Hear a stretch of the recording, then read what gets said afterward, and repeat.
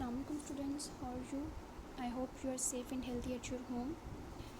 I welcome you in your online class of mathematics. So today we are going to start our study. Let's have a look on the content page of your book. You can see here are the 13 chapters in this book. First of all, you know about the paper pattern.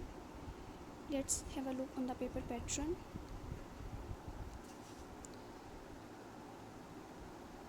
This paper is of 75 marks. It has 3 sections. The first section will be objective part. In objective part, you will given MCQs, 15 MCQs for 15 marks. And in the next section, the second section will be the short questions for 36 marks.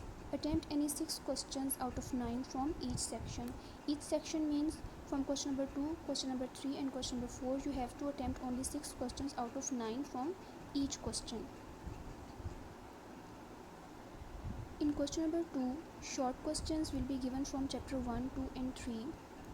And in question number 3, short questions will be given from chapter 4, 5 and 6. And the next question number 4 is from chapter 7 to 13.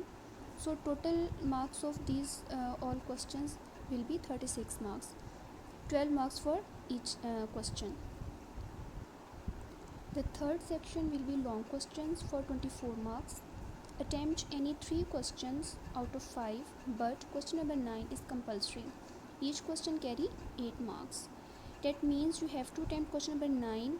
Question number 9 में आपको theorems given होंगे, and from remaining 4 questions you have to attempt only 2 questions.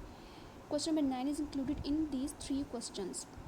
Okay, now let's see from which chapter questions will be given. In question number 5, A part will be given from chapter number 1 and B part will be given from chapter number 2. Each question carry 2 parts, A and B, 4 marks for A part, 4 marks for B part. Total marks will be 8.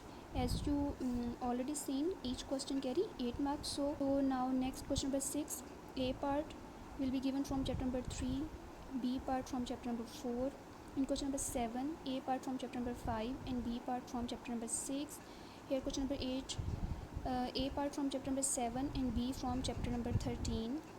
And question number 9, theorem that will be come from chapter number 12 and chapter number 19. 2 theorems will be given. You have to attempt only one theorem. That means you also have a choice in this portion. I hope you understand. Thank you so much. Allah Hafiz.